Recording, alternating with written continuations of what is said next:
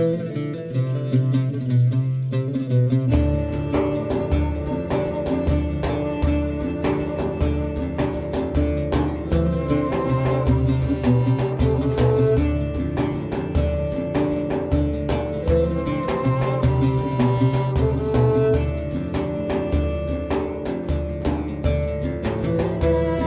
वालेकुम। आज हमने अपने प्रोग्राम में एक स्पेशल गेस्ट को भी इनवाइट किया है और हम इनसे जानेंगे कि as a old age citizen जो है या बुढ़ापे में ख़वातीन को क्या मसाइल पेश आते हैं। लेकिन अचानक इत्तेफाक है समझो कि मैं माइक्रोवेव से चलती थी, मैं जो है उसी से चलती रही।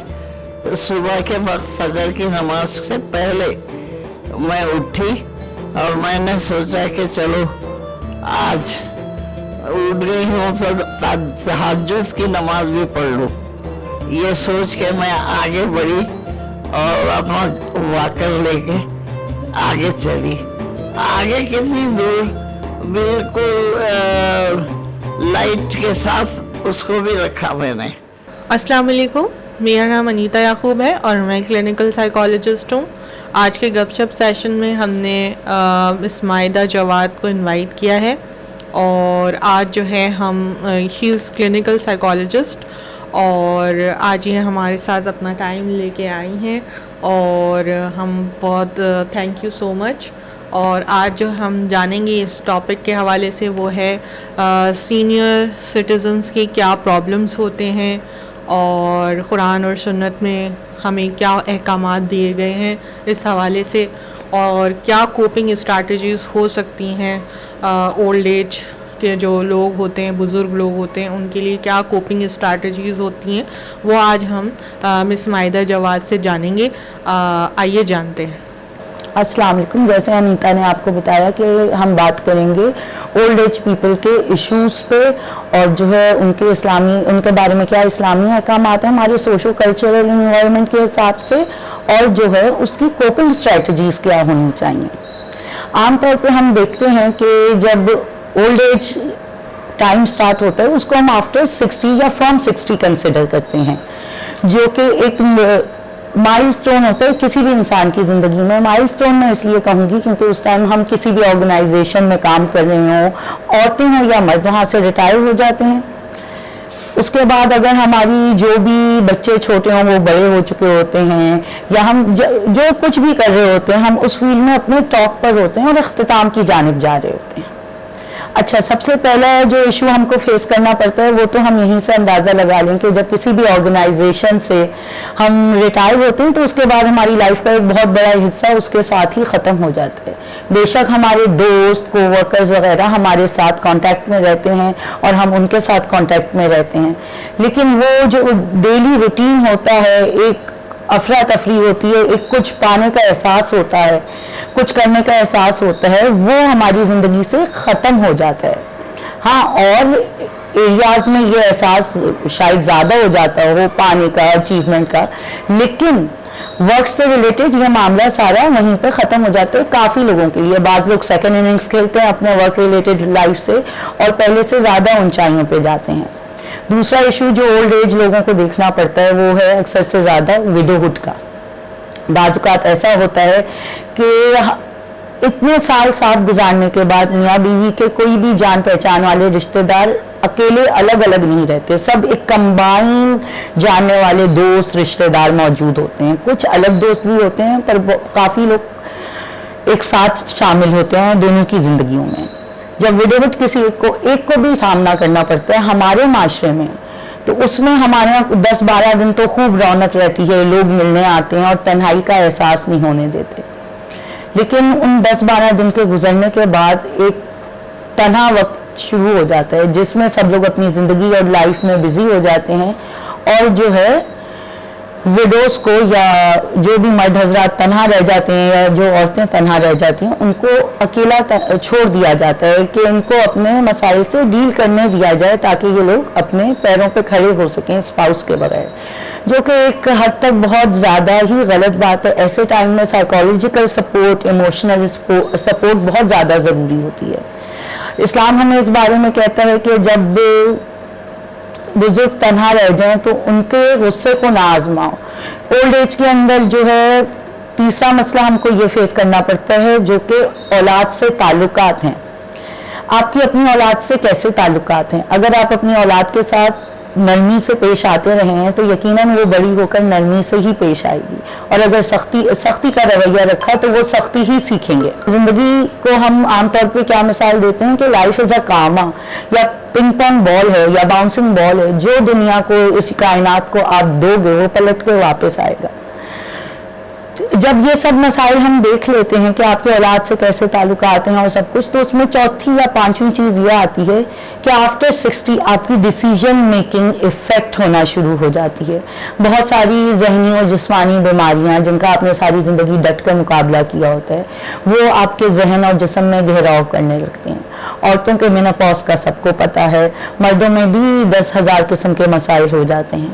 ایسے میں اولاد کا قریب نہ ہونا, رشتہ داروں کا دور ہونا, رشتہ داروں کا انتقال کر جانا, دوستوں میں سے کسی کا انتقال کر جانا, یہ سب مسائل انسان کو کسی بھی سائیکولوجیکل ہیلتھ کے لیے بہت پریڈکٹیبل کر دیتے ہیں. لیکن افسوس کی بات یہ ہے کہ ہمارے معاشرے میں ان سب چیزوں کو اپریشیٹ نہیں کیا جاتا.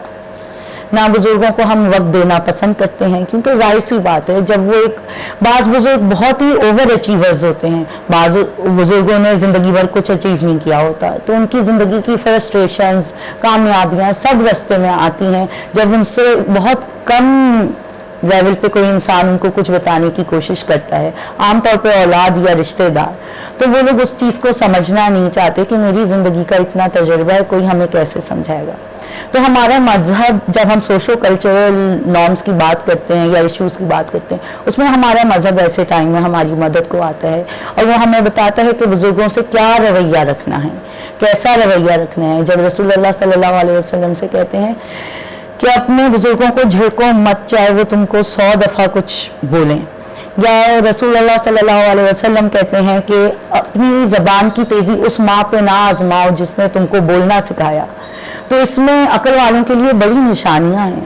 عام طور پہ ہم سب کی زبان اپنی, اور بدقسمتی سے کچھ لوگوں کے ہاتھ اپنی ماں پر چلتے ہیں.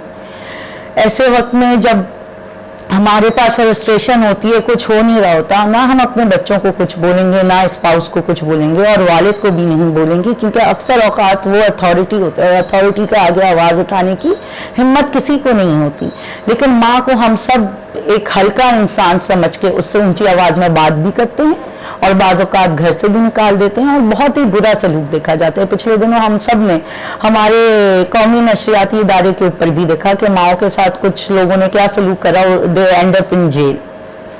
اب جب ہم ان سب ایشوز کے آخر میں آتے ہیں کہ کوپنگ اسٹریٹجیز کیا ہونی چاہیے, ہم سارے کام چھوڑ کے یا آپ سارے کام چھوڑ کے کسی بزرگ کے پاس نہیں بیٹھ سکتے, آپ ان کے مسئلے مسائل, ان کے ناسٹیلجیا کو نہیں سمجھ سکتے, جو کہ بالکل درست بات ہے.